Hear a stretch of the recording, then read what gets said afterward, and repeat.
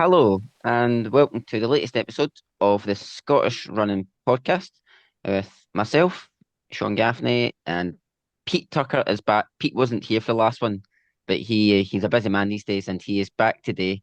And today I always say with this we've got a very special guest, but this guest today is actually a very, very special guest because this man, he is still, he is the last person, male or female, to medal for Team GB at the marathon in the Olympics.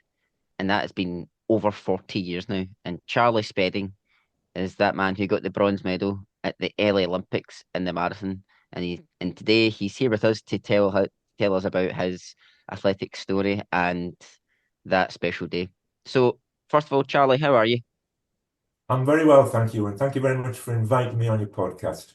No, thank you for coming on. We always appreciate it. We do get a few knockbacks, don't we? People just We ignore do. us.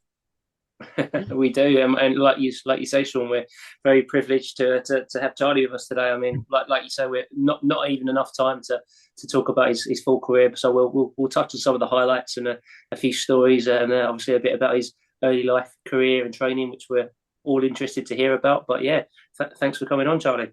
Absolutely. Brilliant. And so as always, when Pete is on, so we're going to start with the quick fire. Pete's 10 questions for Charlie. So Pete, take it away. Okay, right, Charlie. So yeah, as I said, it's just 10 questions just to kickstart things. So the first question, I think we may have touched on your answer already, but just tell us a little bit about what you would say is your best achievement or proudest personal best.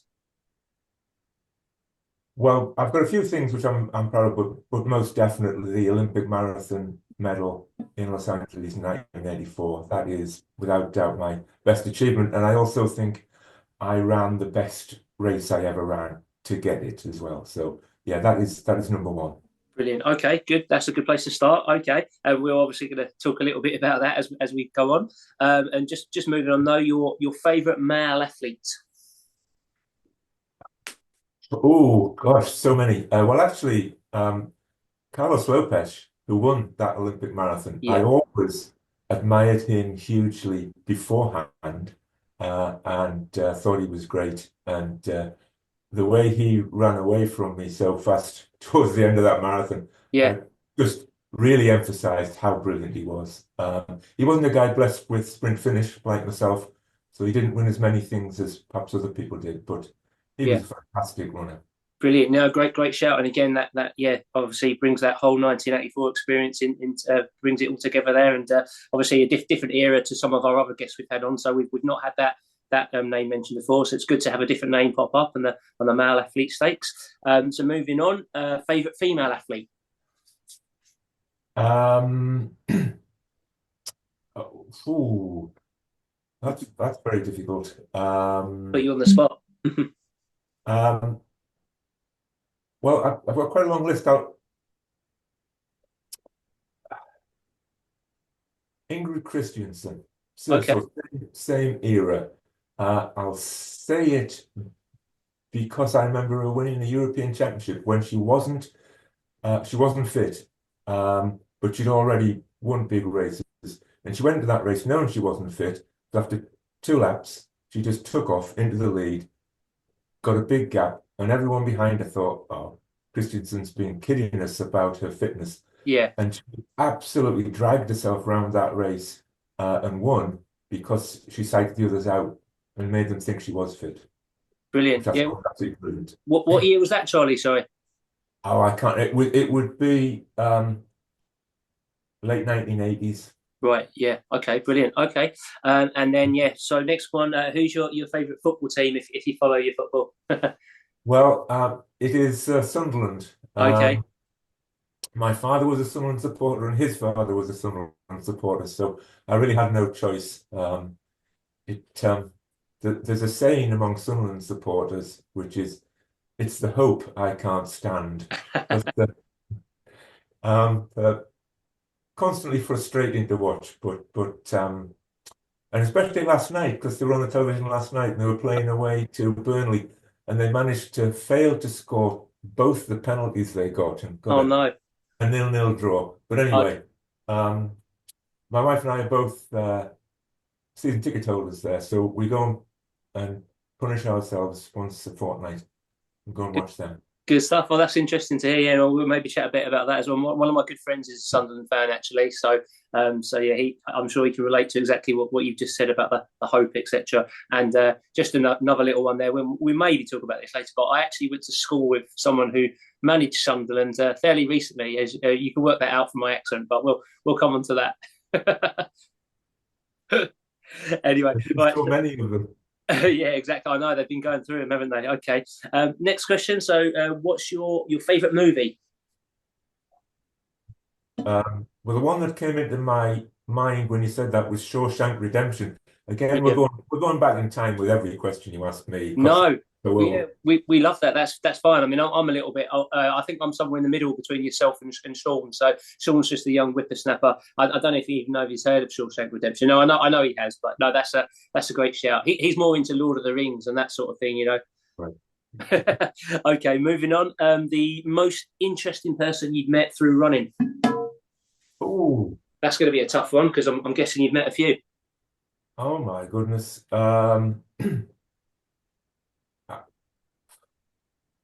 I have. Oh, well, yes, I've got to come up with an answer. I'll say my really good friend, Lindsay Dunn, who coached a lot of national champions, and he was a huge influence on my running career as well. But we were good friends. But he was just such a character. Yeah. And interesting guy because he was always wanting to learn. He'd been coaching for 40 years and he was still trying to learn new things, and he always had a point of view on everything, which is what made him interesting. But yeah, my old friend Lindsay Dunn. Brilliant. Okay, thanks for that. Great shout. And then your favourite race that you'd like to do or that you've ever done, or maybe it's one that you've not actually taken. Just your favourite race on the calendar. London Marathon. Yeah, great shouts. Because the crowds are incredible along the road. Yeah, it's a fabulous event. Yeah, I agree. Same here. Great shout. Okay, and then this is a one that I'm more interested in actually. Your favourite session. Oh. A long list of unfavourite sessions. Yeah, okay.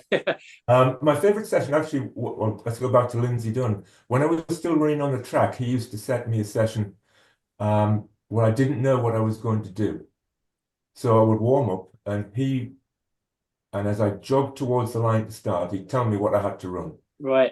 And in what time. And then I didn't know how much recovery I was going to get. And sometimes, so I would do a couple of fast repetitions with short recoveries. And then he'd just say to me, run at 70 seconds per lap pace until I tell you to stop. And when you get into the third lap, you start thinking, when's he going to say stop? And then he was excellent at just getting this session right, and I'd be absolutely exhausted, and he'd have me jogging up to the line to go again, and then he'd say, "It's okay, you finished now," and I'd call him a word I won't use on here, and he'd just laugh. And they were brilliant sessions and really good race practice because you didn't know what was going to come, and you had to respond. You just had to go and do it. Yeah. They were great. I like that because, like you say, obviously there's so many sessions that are structured, and some of them are really good and quite specific. But I like some of the more kind of, I guess I use the phrase old school kind of coaches, those sort of sessions you're talking about there. And I mean, I actually had a guy that used to coach me, and it might be something similar to what you said, or sometimes it might be mile reps, and then you think you'd finished, and then at the end he'd almost throw in like a Brucey bonus. So it might be say like 8 times a mile, and especially if you're in a training group, and I'm sure you've had it yourself. You know, you're always going to get 1 or 2 guys that so might take it slightly easier, shall we say, on the penultimate rep, and then all of a sudden they're there on the last rep. I'm sure we can all relate to that. And then just when you think you're finished, and then he says, "Right, we're doing one more," and you're like, "Oh." So have you ever had anything like that? Was that anything Lindsay would sort of throw at you, an extra rep or two? No, he never used to throw in extra reps, Right. but yeah, the session where I just didn't know what I was going to do next Yeah. was Brilliant. really great.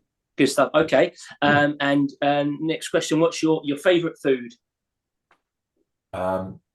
Steak. Steak. Great. And how's that cooked? Um, medium. Medium. Okay. Good stuff. Good stuff. And then finally, and before we get on to the serious business, do you have a phobia or a pet hate at all? No, not really. I don't have any real phobias. I've got a long list of things I don't like, but we haven't got time to go through them. Okay. But no, I don't have any real phobias.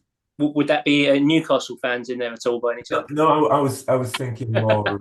I was thinking more politics and Okay. that type. We don't want to go in.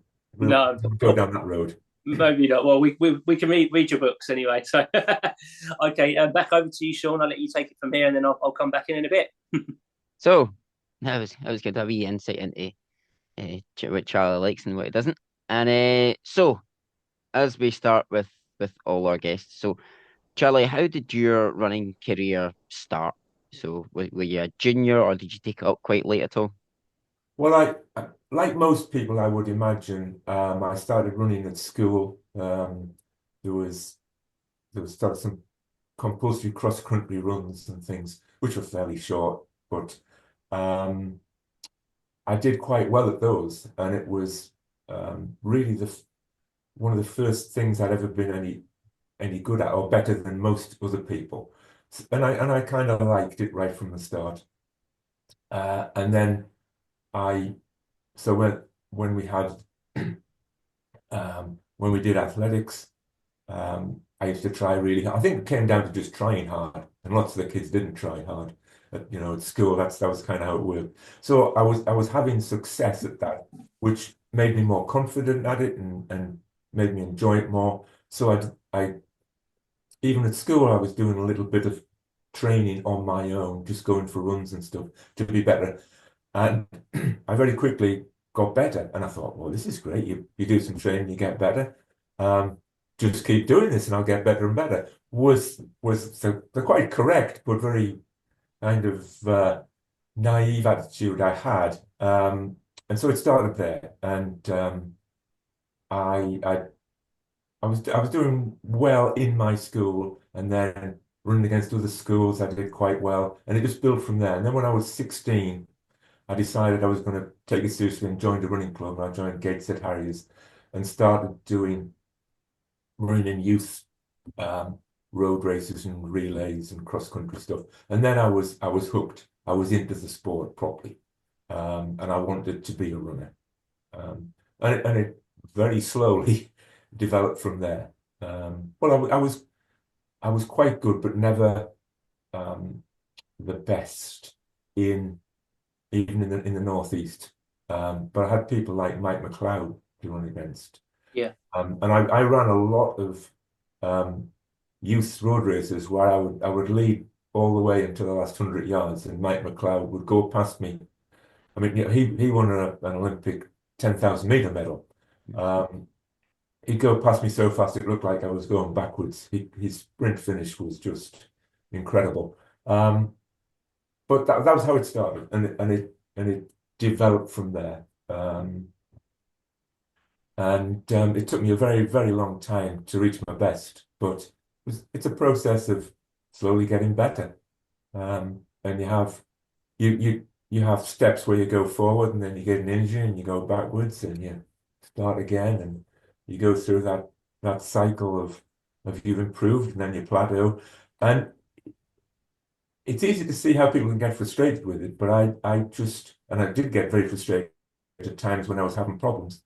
But I always had that love for the sport and desire to see how well I could do. Whenever I always felt through my 20s, I haven't achieved what I can achieve yet. And it was always that word yet pushing me on. Mhm. So that was how I got into it and why I continued in it. You take the words right out of my mouth. Running is a slow burner. It doesn't happen overnight. Yeah. It takes, months, years to get to whoever you are out there, to get to whatever potential it is that you've got. It's some people don't see the results after 6 months. They go, but sometimes it takes 6 months just to see a wee change. So Yeah, absolutely. it's but yeah, they going the way you're saying about cross country. Yeah, yeah, I love cross country. Pete, he can't stand cross country. He's always been a road guy, and I think we look at our power of 10, our head to head. I've beat Pete at every single cross country race we've done. I'm not sure you have. I think you're forgetting our most recent cross country, Sean. You're only as good as your last race. Come on, the West Cross Country League, Sean. Do you remember? Oh yeah, yeah, Oh that was. yeah. I'm Anyway, sorry, I'm sorry, but yeah, and so obviously we know me, myself, and Pete know your career, and the way it went through, and to where you got to where you are. But obviously you started off in cross country in school, and obviously Mike McLeod out sprinting you, the rascal that he is. But was there a performance um in your time as you started to get into your late 20s, etc.? Was there a performance where you just seen that, okay, right, if I've run this time now, I think going to Olympics, is like a possibility, etc.? Um, well, it took a long, long time for me to get to think about it. Well, every runner who takes the sport seriously and it's competitive dreams about going to the Olympics, but yeah. it's just a dream. It's not a serious, I think I can do it. That took me a very long time. It was, as I've said, a slow process of getting better, getting to the point where I um, was getting occasional international vests, either on the track, very occasionally on the country, but I wasn't very good at cross country. The muddier it was, the worse I ran. Just probably why I was good road runner, just my technique bouncing off the road and Yeah. sticky mud, I just couldn't do it. But late, I'd be in my late 20s. I've had some decent runs and occasional internationals. Um, and I made a really big decision that I needed to change things, or else I was never going to fulfill my potential. And I talk all about this in my book, but a lot of people perhaps don't know. And I decided to quit my job and sell my car, rent out my house, and move to America for a year. You don't have to do this to become a good runner, but I really, really needed a change. And I went to Boston where I knew some people, and there were a lot of very good runners based in Boston then. Um, and it transformed my career, that move. I learned some new training ideas, but I also had some success locally because of people like Brendan Foster, Mike McLeod running. I couldn't win a local road race, but I went to Boston and I won the first 3 road races I ran in. This gave me a huge boost of confidence, and that was transformative. The time I spent there, and I ran well, and I ran better, and my training was better, and I gained a lot of confidence. Then I came back to Britain, and I managed to get into the both the Commonwealth team for running with the 10,000 meters and the European Championship 10,000 meters in 1982, and that was when I thought, yes, I'm really starting to get there and fulfill what I had thought I could do all along, but hadn't managed to put it right. And I was 4th in the Commonwealth Games and 8th in the European Championships, and I thought, right, I'm a proper international runner now. I'm an international class runner. How good can I? So again, it was, I'm not going to stop here. How good can I get? And go back to my friend Lindsay Dunn. I said to him then, I think I'd be best at the marathon. I think that would be my event. And he said to me, yes, I agree, but don't do it yet. That you've got to fulfill your potential at 10,000 meters first, because you won't come back and do that after you've moved to the marathon. Do it first, and it'll make you a better marathon runner. And I heeded his advice, and so we made the aim of winning the 3 10,000 meters championship the next year, which I did with a personal best. And then I felt like so those were the events that where I deliberately didn't go to the marathon, but made myself a better run at the shorter distances. And that definitely gave me more self-confidence. It taught me how to win hard races, but it also made me a much better runner to take to the marathon event. So that was really the key. Those couple of years at 10,000 meters on the track before I moved to the marathon was the key to me being the marathon runner I was. Though I was absolutely suited to the marathon, my running style, my psychology, my physiology, but that preparation, those years at 10,000 meters, was, I'm convinced, the thing that made me a better marathon runner. That's That was brilliant, the thing. Charlie. I was just saying, and 82 wasn't that? And you only fairly narrowly missed out on a medal there. So I think it's fair to say you were certainly an established. You were definitely worthy of being there, and yeah, with aspirations to get to the Olympics, and just narrowly missing out on that medal. Did that sort of drive you on a little bit to just to see how close you were to making that podium? Yes, absolutely. I was very pleased with the way I ran there. I didn't think for a moment I would get a medal before that race began. I just wanted to run the best race I could. And finishing fourth, I was delighted with. But afterwards, I thought, I remember standing in the crowd at some medal ceremony for another event later on after I'd run, thinking, I want more of this. Yeah. I kind of committed myself to, I want to do even better. So that, yes, that not only missing a medal, I thought I ran really well. So I wasn't concerned about it.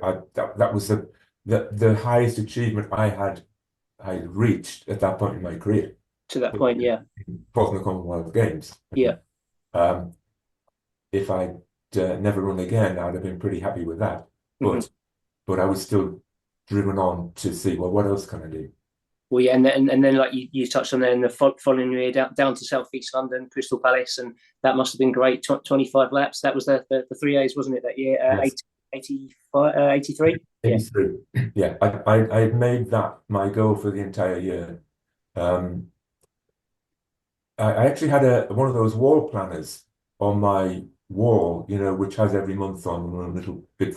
And the only thing on it, I deliberately did this, was I wrote 3A's 10,000 meter championships on the date of it, and that was the only thing on that wall planner. And I looked at it every day. Yeah. Because that was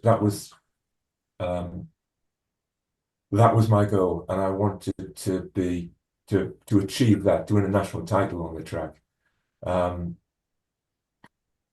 Which I did in the most agonizing race I've run. But there was still a group of us with 3 laps to go, and so I can't outsprint anybody. So I went hard with 3 laps to go. Got a slight gap and thought I mustn't let him catch me. So I went really hard with 2 laps to go. And the last lap, I think the expression I used in the book was drowning in a sea of lactic acid. And I staggered across the line, but I won the race, and again that was an important achievement for me. But it also was it taught me about the mental aspect of, I had made that my goal. I was going to make that happen, and that was all I thought about. I didn't have any other distractions. That I was going to make that happen, and that gave me again a different type of confidence that I did make it happen. And going into the Olympics, I had the physical side of it sorted, and I think I had the mental side of it sorted now because of those things I've done leading up to it. Brilliant, yeah. Cheers for that. And like you just come back to when you went to America, like in your book, and you're saying there about you made yourself better at the 5 and 10,000. I read in your book when you went to Boston, you did a couple of like, indoor races. Was that right at 5,000? And Yes, you ran like 13, 13 minute around ish. Yeah, 40 something. I'm yeah, surprised myself. I was outsprinted by Greg Mayer, who was a sub 4 minute miler and a Boston Marathon winner. And a friend of mine, we got on really well. We trained together quite a bit. But they had a fabulous indoor track there at Harvard University, and um, it had a kind of a sprung floor. It was brilliant to run on. But I did surprise myself because I hadn't done a lot of um, indoor fast running, but I had done some, and I'd done quite a lot more than I used to do in the winter at home. I would tend to just do lots of steady running. In that Arthur Lydiard thing of building up lots of stamina with long distance and then developing speed afterwards. Well, that worked great for people who had lots of speed, but I didn't have speed, and I found that training like that just made me really strong, but slower, and it took me a long time to develop any sort of speed. So when I was in Boston for a while, they had quite a few indoor tracks, and we'd do indoor track sessions during the autumn and the winter in weather that outside that you couldn't possibly have done it in. And and I just developed more ability to run at a fast tempo is what I was doing. I wasn't going flat out for speed. And I ran this 5,000 meter race. And Greg Miner and I were kind of swapping the lead. We were pushing each other on and on and on. And I ran a time that really surprised me. But that convinced me that I needed to do more quick running all year round because I just didn't have real basic speed. And when I started running, the the advice was always spend the whole winter getting stronger and then get faster in summer. But it didn't work for me because I just didn't have any basic speed. yeah, So that was another thing that was an important change for me. yeah. I can come from that. I've not got basic speed, so maybe I should be taking on some of your training philosophies. Yeah. I should be doing a bit of some speed all year round rather than trying to do my Martha Lydiard mileage and do speed afterwards. So yeah, I'm going to take that on board Yeah, on my. there's a lack of fast twitch muscles in this chat right now. I mean, Charlie's obviously the exception, even though not as fast as you'd have liked. But me and Sean are definitely missing those fast twitch muscles. Yeah. And if you haven't got them, uh,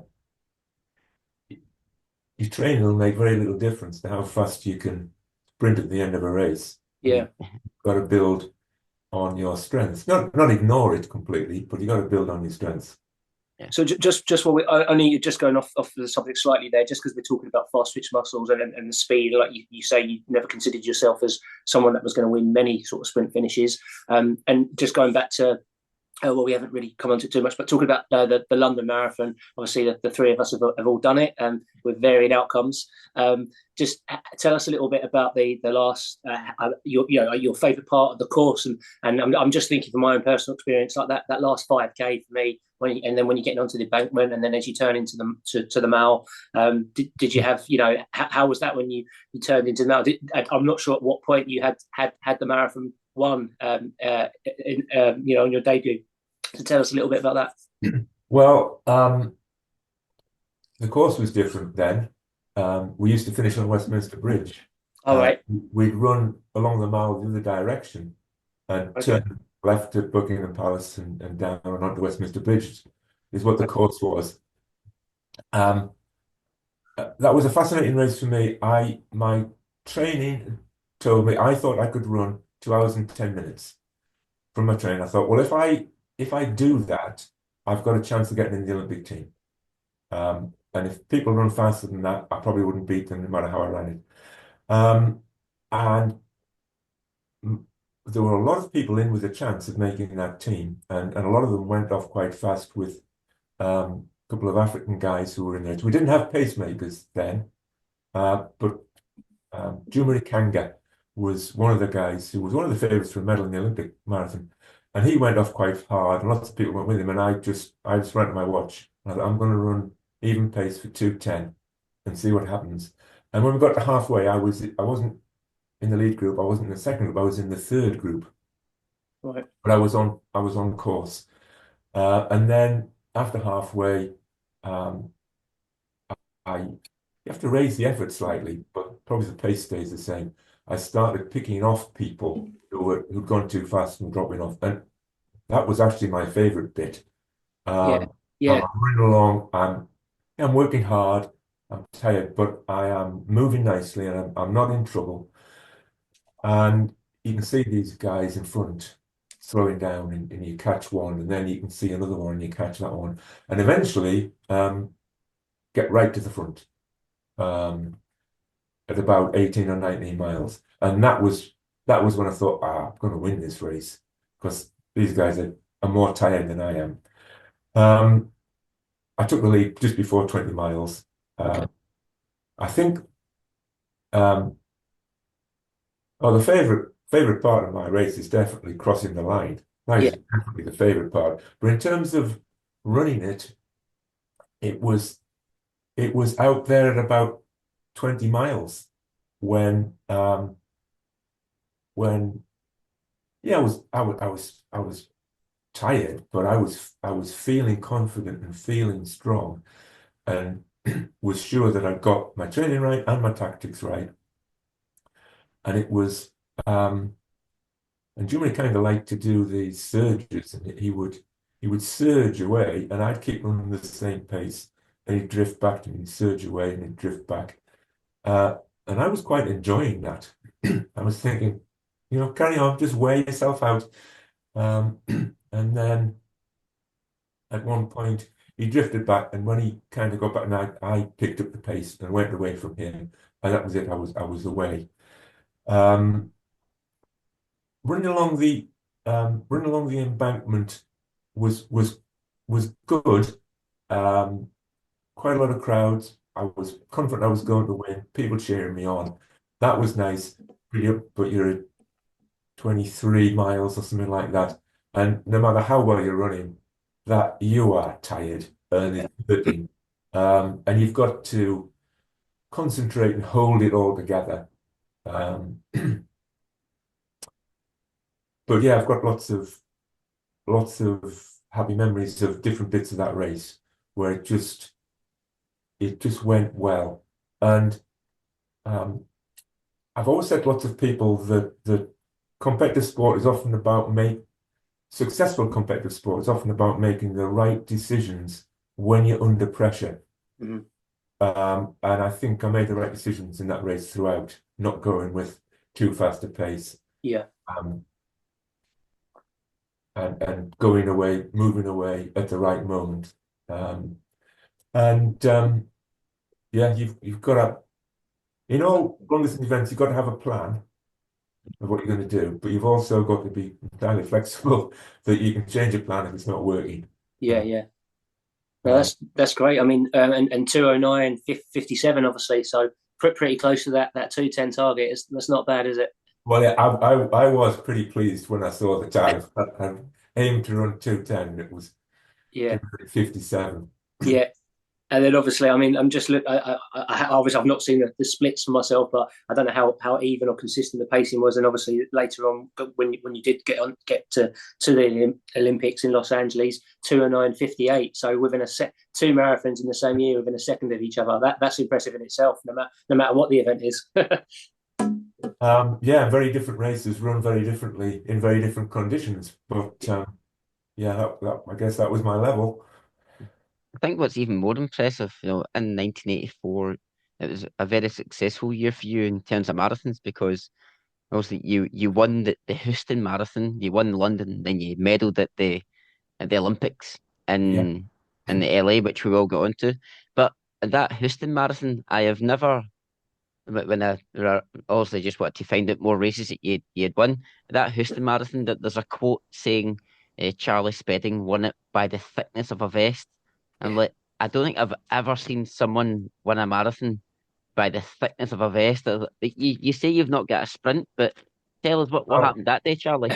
I discovered that I did have a sprint as long as the guy and myself, the guy I was sprinting against, had 26 miles of running in his legs.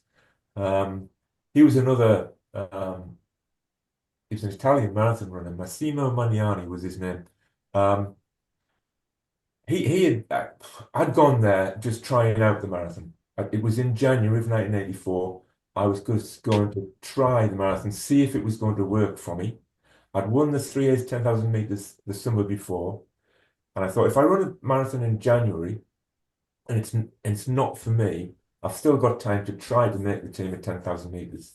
And if it is for me, I've got time to get ready for the London Marathon, which will be the trial. So I kind of searched the world for a marathon that was at the right time. Um, um, tried to get the organisers to pay my travelling expenses. As 3A's 10,000 meter champion, they said, "Well, we'd love to have you here, but we have a strict policy. We only pay travel expenses to marathon runners who've run under 2:16, and you haven't done a marathon, so we can't do it." So I thought, well, this is the race I have to run because it was invariably won in around about 2:12. I thought, surely I can do 2:12. And so I looked at the prize money. There was prize money, and I looked at the travel costs, and it cost a lot of money to fly to America back in the 1980s. And I worked out if I finished eighth or higher, I could win back my travel expenses. And I thought, surely I can do that. So I thought, well, I'll have to fork out the money, but I'll get it back. So I went, and they looked after me really well when I was there. But I just wanted to see if the marathon was for me. And there was a big leading group around about 16 miles, and this Italian and another American guy just ran away from us at about 16 miles. And I thought, that's too early to go hard. And I was still on course, but the group I was with by 20 miles was starting to slow down slightly. So I thought, right, I'm going to run away from these guys. So I kind of 20 miles to go. So I'm going to run the last 6 miles as hard as I can. And another guy came with me. We ran together. We'd forgotten about the leaders until we came round a corner at about 24 and a half miles, and we saw them, the two of them. And we were catching them, definitely. So we worked really hard to catch them. We caught them with about 3/4 of a mile to go. So there were now four of us in the leading group. And the two of them in the leading group looked around in great surprise when we caught them, because they hadn't heard us coming. And so it was down to four of us. And luckily, I looked at the finish of the course, how it finished, and there was a right angle turn, and then it was about 150 yards to the finish line. And I was Magnani went to the front, started picking the pace up. I was in second place. We went round this bend. I thought, I'm going to sprint out of this bend really hard. And he did the same thing. So he had maybe 2 yards on me with 100 yards to go. He had a yard on me, 50 yards to go. I was kind of on his, we were sprinting flat out, and I was catching him millimeters at a time. 50 yards to go. He had half a yard on me. And as we reached the line, I thought I was alongside him, and we were through that. I was sprinting flat out, I couldn't tell, but in the funnel afterwards, I was in front of him. So I actually didn't know whether I'd won or not. I did know immediately this was the event for me. So whether I'd won or not, I was happy. I thought, this is my event. Yeah. But luckily, the organisers, who certainly didn't have photo finish equipment at a marathon, I thought this is going to be really close. And he got all the officials and timekeepers either side of the line, kind of, some crouching down, some standing up, so they all had eyes on the line. And about 10 minutes after the race had finished, one of the organisers came and found me and said, "Well, it was really close, but you definitely won the race." He said, "By an inch or two is what the guy said, but your chest reached the line before the other guys." So I'd won my first marathon and won quite a bit more money than the flight cost me. So that was nice. But yeah, so that was my introduction to it, to the marathon, and I knew absolutely this was the event for me, definitely. That's brilliant. I love the fact that you said the judges were all lined up at the side. It almost sounds like a boxing scorecard at the end. One in favour of Charlie, one in favour of the other guy. Or in more recent terms, it's like they've taken it to VAR. I'm not sure if they have that in the championship, by the way, but no, they don't. They don't. Yeah, so that was my first marathon. A sprint finish, which I managed to win very, very narrowly. But Massimo Magnani wasn't known for his sprint finish either. So good stuff. But yes, that was the event for me. So I went then to train for London with a lot of confidence about being a marathon runner. And then we spoke about London Marathon. You were in it, but I think you've got another story about London Marathon. I'm not sure if it was the same one, but is it yourself and Steve Jones, and he asked you how to go to the toilet? It was the year later in 1985, and later in 1984, Steve Jones, who had run in the 10,000 meters at Los Angeles Olympics, he'd set a world best in the marathon. So the London Marathon 1985 had two British runners. One was an Olympic medalist, and one was the world record holder at the marathon. Wow. Those days have gone. And we had no pacemakers, but we still ran very fast times because we raced each other. And it got down to just the two of us, me and Steve Jones, and we were hammering a lot. We were really moving those last 5 or 6 miles. And in those days, the course used to go past the cobbles in front of the Tower of London. So you've got the river, the Thames on your left and the Tower of London on your right, and there are cobbles there. And you had to run past a hotel and do lots of quite sharp turns and go through a tunnel underneath Tower Bridge, and you get onto these cobbles. And just going through that tunnel, we were running side by side, really hard. And Steve Jones, and we hadn't spoken to each other, Steve Jones said to me, "How do I go to the toilet? How do I go to the toilet, Charlie, when I'm running?"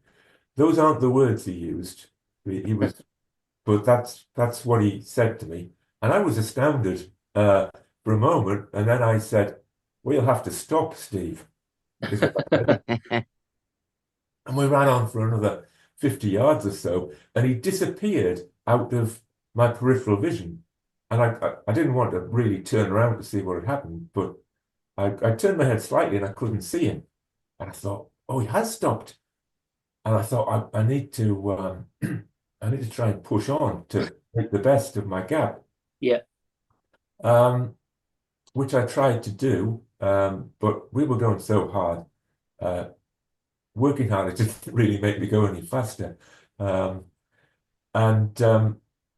Once he'd unburdened himself, this thing that had been troubling him, he said he felt a lot better. And he caught me, and we ran side by side again. And then we went through another tunnel, and he just picked up the pace and went hard again. And I just didn't.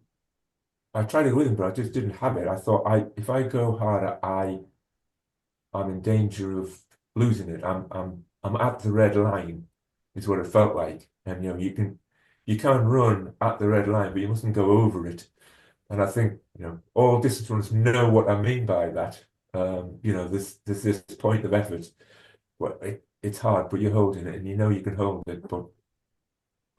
And so he gradually just moved away from me. And he won the race in a course record of 2:08. Was it 16? I think. Yeah, I'm just looking at the results there, Charlie. Yeah, 2:8:16. I ran 2:8:33, which was an English record, because he's Welsh. He set a British record, and I ran an English record. That English record stood for 29 years. Yeah. Which I found amazing as well. Yeah. But yeah, it was a great race, and Steve could always beat me. I finished close behind him quite a lot of times, but he one of those guys, he just had the edge on me. Mhm. I think I think that was quite a good tactic from you, saying, "Oh, you just need to stop." That's exactly what I said. Didn't think you would, but yeah. Just looking at the results. Sorry, go on, Charlie. So I ran as I said, an English record for still 29 years. But when I got back up the northeast, all my mates were saying, "Well, you won that race last year. This time you were beaten by a guy who stopped for a shit." That's brilliant. Yeah, no, I'm just looking at the results there. What point was it? Obviously, just you and Steve Jones, because it looks like Alistair Hutton wasn't too far back, and then just slightly further down the field, because I'm obviously privileged to chat to you. You're the second London Marathon winner that I've had the privilege to speak to, because I've actually met Mike Grattan before, who won London the year before you won it, I believe. Yes. But he was in that race in '85. That we're talking about just now. So where was he in was he in the mix early on? How did the race pan out, and when did you and Steve both get away? Well, there were 5 of us got away fairly early. Alistair Hutton, there was me, Steve Jones, Alistair Hutton, Christoph Hurler, the German, Okay. and Henrik Jorgensen, who also won London one year. The 5 of us were away from one of us for quite a long time. And it was around about 20 miles that Steve Jones and I got away from the rest. But Alistair Hutton, I think he ran a Scottish record there. I think, I'm not sure, but he ran great. I was talking about Steve Jones, how he always just had it on me. Alistair Hutton finished just behind me in a whole load of my best races.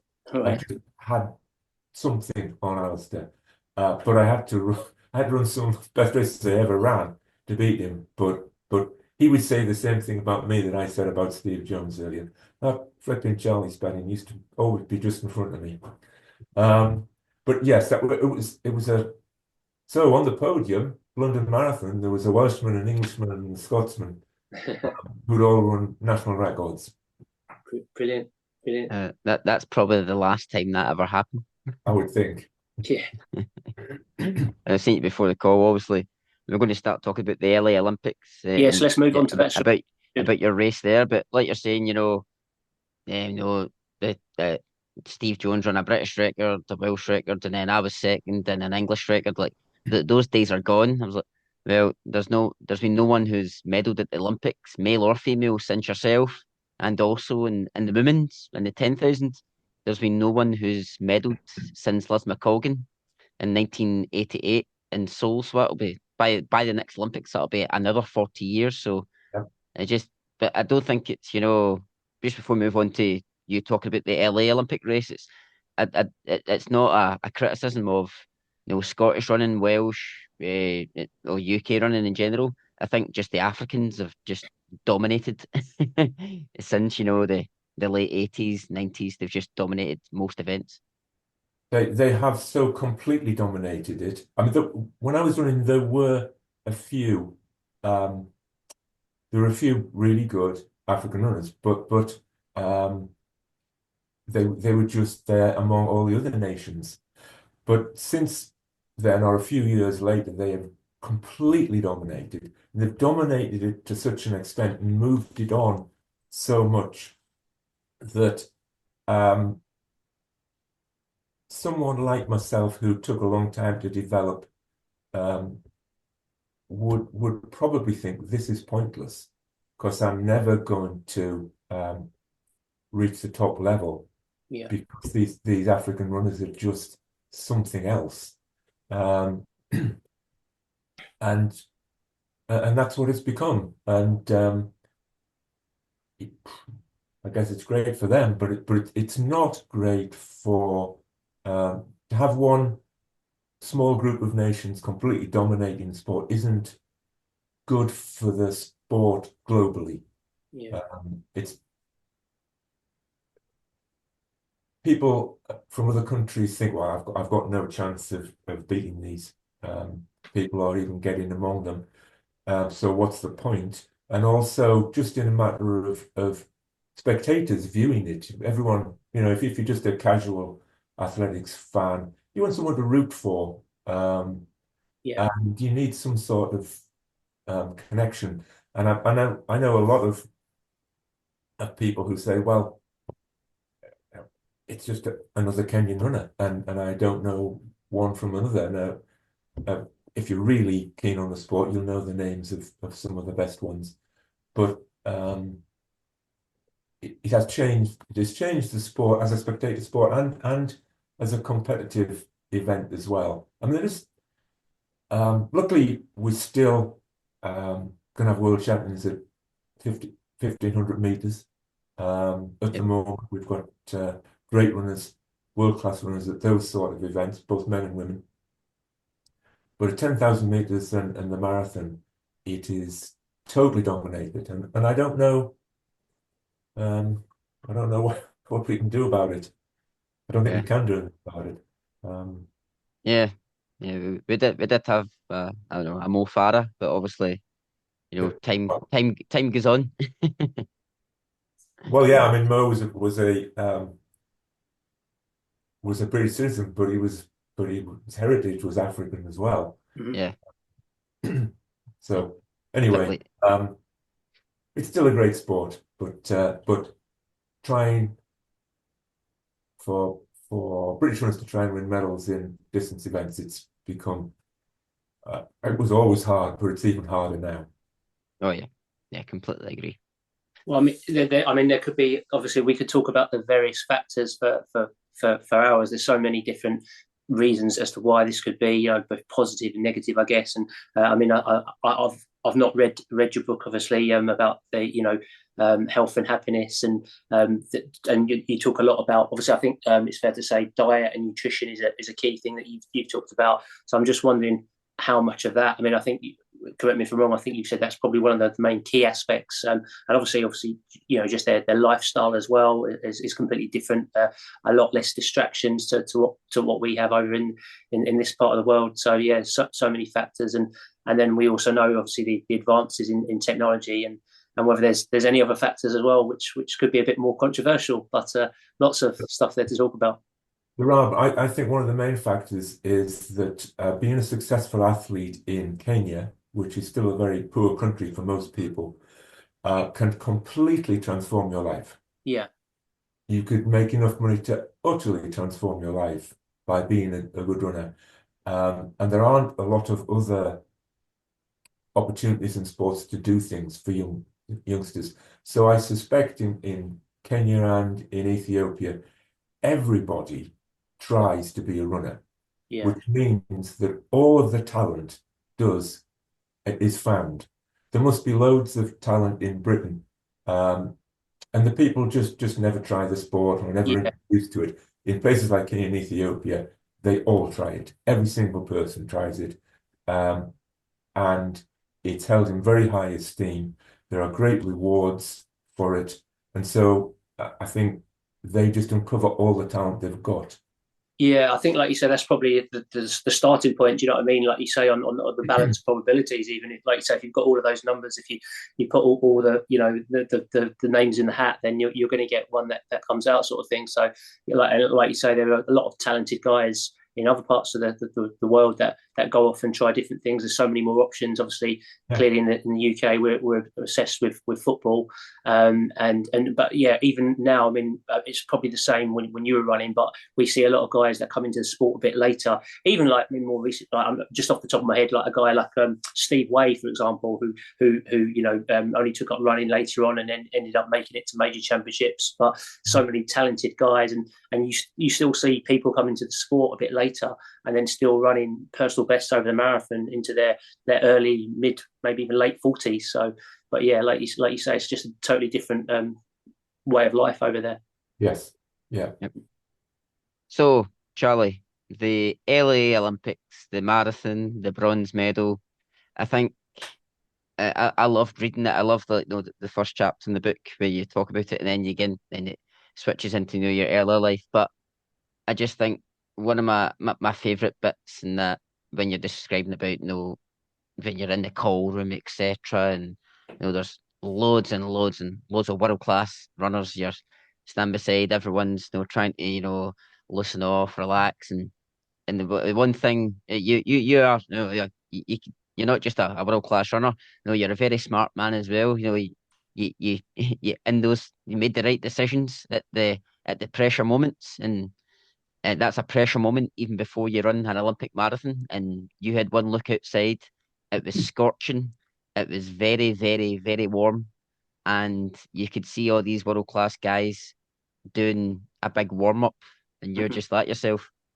You don't need a big warm up because you're going to be warm as soon as you go into that start line. And I think there maybe the likes of Di Castella and maybe Salazar lost their race by doing maybe such a big warm up. Whereas Charlie, quote me if I'm wrong, I think you just did a couple of wee laps inside a wee gym hall. Yeah. I did a couple of laps of the running track we started on, and that was it. And I thought, well, I would normally warm up a bit more than that, but I thought, well, I'll just use the first mile to warm up, and I'll expect to feel not at my best, which is what happened, because I was you run 5-minute miles straight away without me warm up. So it took a little bit of adjusting too, but the biggest pressure moment, you mentioned it there, the biggest pressure moment at the Olympics was that 20 minutes or so in the call room before we ran. That was the toughest bit of all of it. Just the nerves. I could barely tie my shoelaces. My hands were shaking, and I because of what was ahead and looking at all these runners, but also knowing that I was in great shape and had expectations to run well. I didn't expect to get a medal, but I think the important thing was I had, in my preparation for it, I had absolutely convinced myself, that I was going to run the greatest race of my life on that day. And that was what I convinced myself of, which opened it up to anything happening. I didn't try and say, well, I'm gonna finish in the first 10 or I'm going to win a medal. I didn't put any specific thing on it. I concentrated, like I had done for that 10,000 meters when it was the only thing on my calendar for the whole year. I trained my mind basically to believe that I would run the best race of my life, whatever that was. So it was going to be better than anything I'd done before. And that was my mindset going into it. Now, I didn't know what that would bring me, but if I did achieve that, whatever happened, I would be completely satisfied with what I'd done. Because there's nothing worse than running the biggest race of your life and walking away thinking, I let myself down there. That would be awful. I didn't want that to happen. But I didn't know what letting myself down would be. I didn't know what I could achieve. So that was my thoughts. I'm going to run the best race of my life. And you could do that and have half a dozen guys beat you, or you could do that and have nobody beat you. You don't know. The thing is, biggest race of my life, best race of my life was what I concentrated on. So I went into it with that frame of mind. So I was extremely positive, but extremely nervous and extremely aware of how good the opposition was. So I wasn't in any way cocky about it, that I was going to run great. I was just quietly confident that I was going to run the best race I possibly could. And there were two crunch moments, really. One came at around about 6 miles, when some of the Africans, as they often did, just pushed on really fast. And I thought, and it was really hot. And I thought, that's a crazy thing to do at this stage. So I'll just ignore it. I'll just keep running the pace I'm running. It was in a really big group. But then I saw Di Castella, Rob Di Castella, who was the reigning world champion at the time, move past someone and go chasing them. And I thought, I can't let him go. If I'm going to run the greatest race of my life, I can't just let the world champion run away from me.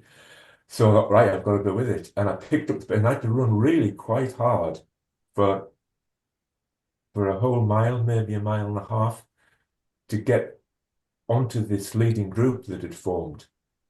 And we then settled down, and I was then in a leading group of 10, which barely changed for the next 15 miles.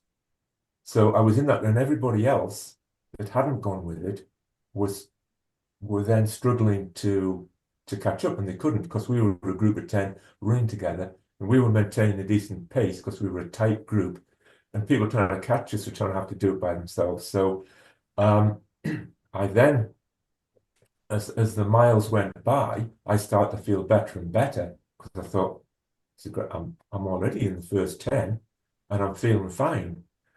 And then I got to 20 miles and we're still all running along and I'm feeling fine, but I'm starting to think, well, what's going to happen now? And I had I'd visualized this part of the race many, many times, and I had imagined that Rob Di Castella, who'd won the World Championship previously, would go at the front and really pick the pace up. And I visualized myself just latching onto his back and hanging on and staying there. And we got to about 22 miles, and I'm looking around, and we're still in a group of about 7. Rob Di Castella's 15, 20 yards behind us. I'd think, well, he isn't going to do it. He's going to push the pace. And I looked around who was there, and I thought, well, none of these lot are going to push it. They'll all fancy themselves later on in the race. But my best chance is a really long run for home. And then it occurred to me, well, I'm going to have to do it. And I thought I'd gone through in my mind every possibility of what could happen in that race and visualized it and thought what I would do. It had never occurred to me that we'd get to about 22 miles in the Olympic marathon and I would think we're not going fast enough, which is what I thought. Wow. and I thought I'm going to have to pick up the pace because I need to get I don't want to run with a group this big all the way to the stadium. And so I spent about a quarter of a mile convincing myself, I'm going to do it, I'm going to do it, I'm going to do it, and then moved to the front and I picked up the pace. And I went quite hard and the group went down to 4. And I ran hard for about a mile. And there was Carlos Lopez, John Tracy, myself, and Kenny and Joseph and Zab were still there. And it was really starting to hurt now. And I glanced around, there were 4 of us. I thought, well, I'm going to tuck in and take a little bit of a breather. So I tucked in behind Lopez, and 400 yards later, he glanced around, just changed gears, and away he went. I tried to go with him, and I lasted about 30 or 40 yards. I thought, oh no, I cannot run like this. We also went past the sign on the side of the road that said 37 kilometers. So we'd run through, and I thought, that's 5 kilometers still to go. It's over 3 miles. I cannot possibly try to stay with Lopez for 3 miles. So I eased back to what I'd been running before. John Tracy came beside me. We ran together, and I glanced round and realized Zhao had disappeared. And it hit me that I'm going to get a medal. I'm going to win a medal. And I got all excited, and then immediately thought, only if I can keep going. So I thought, get that thought out of your head. You've got to concentrate on running the next 3 miles the best you can, and not get excited about it. And so Tracy and I ran together. It was really hard, but we were running fast side by side. We got to as we approached the stadium, I was thinking, whereabouts on the track can I try to beat him. And he just surged and kind of caught me out. Got a few yards on, so I have to catch him before we get inside the stadium. And we had to turn this sharp corner, go down a ramp, through a tunnel underneath the stadium and out onto the track. I thought, I've got to catch him before we're on the track. And I ran as hard as I could, came out of the tunnel just behind him, and we had to run down the home straight in lane 4 and then a whole lap of the track. And I was behind him, but I was just running as hard as I could.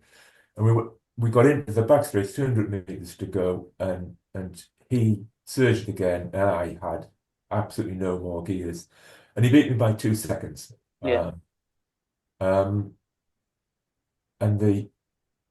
I was I was over a minute, I think, in front of the next guy. So we really got well clear. And I had most definitely run the greatest race of my life. Not just the result, but in the way that I'd run it, I felt. Yeah. And I, reflecting back, I really think that mindset that I had, that I was going to run the greatest race I ever ran, right there and then, is what made it happen. I'd done that before with that 3 years 10,000. I told myself I was going to win it no matter what, and it was a mental thing, and this was a psychological thing as well as being in great shape in the marathon. So to me, all those things, they all go together. But what was inside my head, I think, was a very large part of why I won that medal.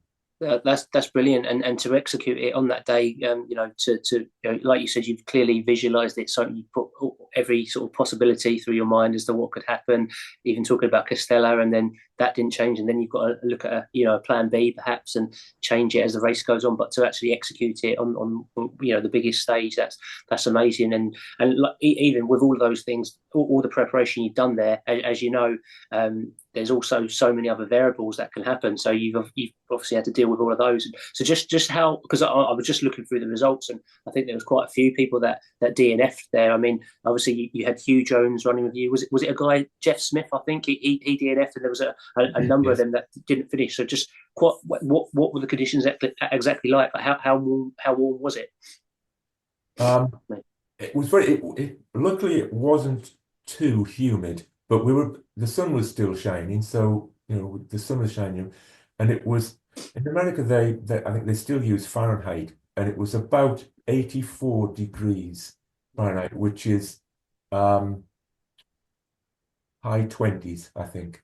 Okay, yeah, high 20s. Maybe it wasn't in the 30s, but it was high 20s. But that was in the shade, and quite a lot of the time we were in direct sunshine. So the heat hitting our bodies was greater than that. It was late afternoon, so the heat was worst early on in the race. yeah. And the sun was quite low by the time we finished. But yeah, it was pretty hot. But again, I just didn't worry about that. Even though I'm from the northeast of England and probably only seen those temperatures 4 or 5 times in my life, I just thought, well, that heat will make everybody else slow down, is what I told myself. And I thought I'll be fine, but everyone else will struggle in that heat. So again, it was just a psychological thing. I didn't worry about it, but everyone else will, is what I told myself. Brilliant. Yeah. I mean, I think I can't run in the heat either, but you give me hope now that when it is hot, I can just tell myself, everyone else will feel the heat as well. That's I think it's just an incredible story. Like, even from the London marathons, the Houston marathons, and especially the LA Olympics as well. But you also went to the Seoul Olympics as well, where you finished 6th in the marathon. Yes, I did. Yeah. I was very proud of that performance because I'd had a lot of injury problems beforehand. The year before Los Angeles, 1983, in that summer, I won the 3 years 10,000 meter championships, and then took that into the Los Angeles Olympics in 1984. In 1987, the year before the Seoul Marathon, I was having an Achilles tendon problem, and I had what we thought would be a very minor operation, and it went wrong. The wound got infected, and I ended up with literally a hole in my leg through which you Wow. could see the Achilles tendon. And I was on, so the equivalent time to when I was winning the 3 at 10,000 the year before the Seoul Olympics, I spent 3 months on crutches. So was, uh, the wound healed, but it's still now a huge scar which completely stuck to my Achilles tendon. But I got um, back into running late in 1987, and it obviously lost quite a lot of conditioning and training through that problem. But I still want to try to get back to the Olympics one more time. Because I thought, well, it's a year to it's less than a year to the Olympics. I'd love to go to the Olympics one more time. If I retire now, I'm a long time retired. I'll be a long time retired after the Olympics if I get there. So let's try. And I looked at, I got some very good advice, and I got into reasonable shape by early 88, but I wasn't running I was still a long way away from my best, a long way away. And I got some advice, and I wrote to the selectors of the marathon team and told them that I was going to run the London Marathon to prove that I was over my injury and I could complete a marathon, but I was not in top shape. But if they had faith in me and I ran well enough, I would be in much better shape by the time of the Seoul Olympics. And I wrote them that letter, and I ran a London Marathon. I ran 2 hours 12, personal worst. Um, but I showed that I was fit enough to complete a marathon. But I think I was fifth, or I might have been sixth British athlete to finish. So there were quite a few in front of me. But they picked the first two, and then they also picked me for the team on my promise of being in much better shape by the time the Olympics came. So I felt I still never got back to the shape I was in before Los Angeles at all. But I was fitter than London. But I felt a huge amount of pressure to perform because the letter I'd written took somebody else who beat me in London out of the team and put me in. And I felt a lot of pressure. But I ran a race I'm very, very proud of. It was really tough. But I managed somehow to finish sixth, which I didn't think I could finish as high as that, but I did, and first Britain to finish. So my selection was justified. But it was so hard during the last few miles.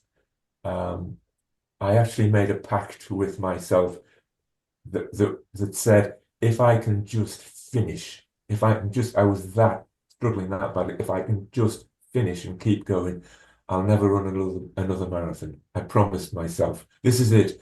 You've only got to run another 3 miles.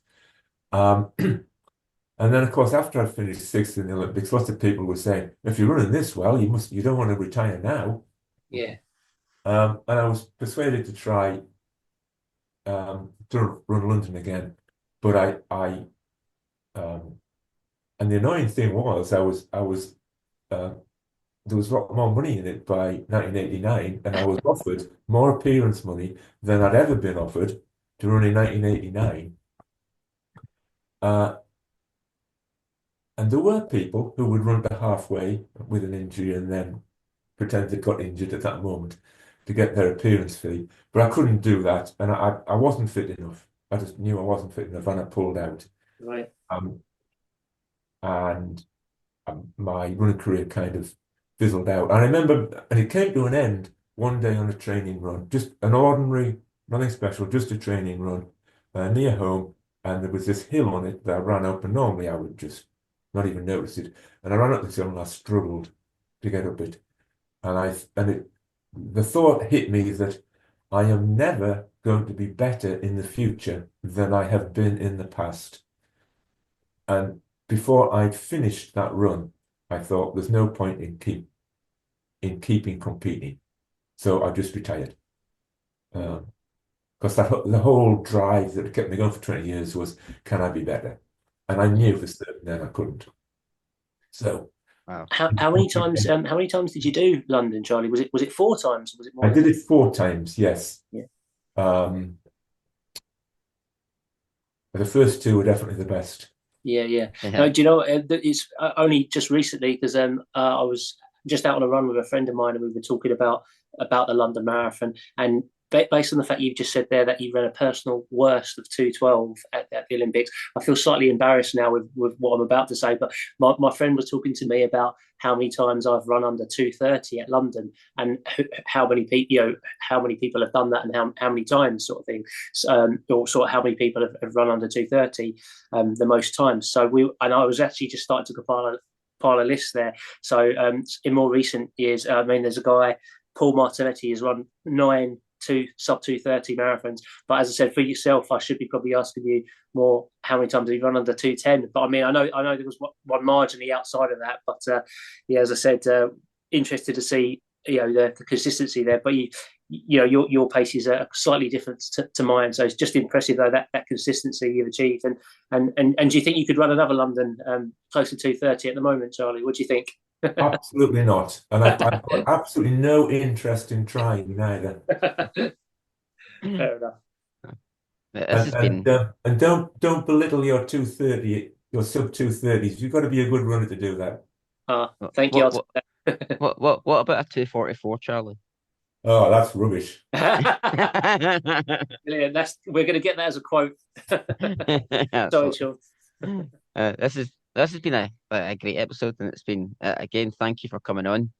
But before we finish, what I'd like to ask is, have you got any advice for all of us runners out there? So if anyone is, no matter what age you're at, have you got any advice for people who are maybe struggling to get motivated and they just want a bit of inspiration to get out there and get their shoes on? And enjoy it. Have a purpose. Have a reason for doing it that matters to you, whatever your reason is. And remember that the more training you do, the fitter you get. The fitter you get, the easier it gets to run, and the more you enjoy it. Brilliant. Yeah. Brilliant. Well, this has been like I said, an absolutely fantastic episode, and I know our listeners will be loving it as well. So again, thank you for coming on. Well, thank you. I've enjoyed talking to both of you. Thank you very much. Thanks, Charlie. Brilliant.